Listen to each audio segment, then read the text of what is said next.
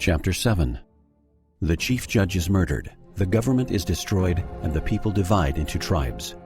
Jacob, an Antichrist, becomes king of a secret combination. About AD 30 through 33. Now behold, yea, the 30th year, they did destroy upon the judgment seat, yea, did murder the chief judge of the land. And the people were divided one against another, and they did separate one from another into tribes, every man according to his family, and his kindred and friends. And thus they did destroy the government of the land. And every tribe did appoint a chief or a leader over them. And thus they became tribes and leaders of tribes. Now behold, there was no man among them save he had much family and many kindreds and friends. Therefore their tribes became exceedingly great. Now all this was done, and there were no wars as yet among them. And all this iniquity had come upon the people, because they did yield themselves unto the power of Satan. And the regulations of the government were destroyed, because of the secret combination of the friends and kindreds of those who murdered the prophets. And they did cause a great contention in the land, insomuch that the more righteous part of the people had nearly all become wicked. Yea, there were but few righteous men among them. And thus 6 years had not passed away since the more part of the people had turned from their righteousness, like the dog to his vomit, or like the sow to her wallowing in the mire.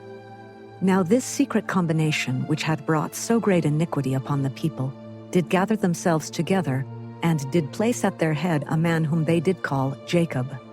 And they did call him their king. Therefore he became a king over this wicked band. And he was one of the chiefest who had given his voice against the prophets who testified of Jesus.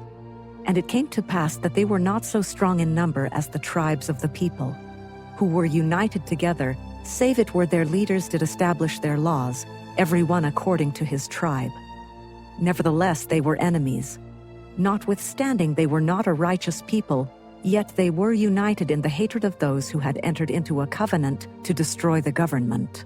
Therefore Jacob, seeing that their enemies were more numerous than they, he being the king of the band, therefore he commanded his people that they should take their flight into the northernmost part of the land, and there build up unto themselves a kingdom, until they were joined by dissenters. For he flattered them that there would be many dissenters. And they become sufficiently strong to contend with the tribes of the people.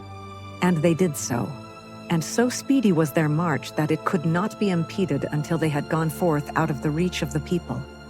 And thus ended the 30th year. And thus were the affairs of the people of Nephi.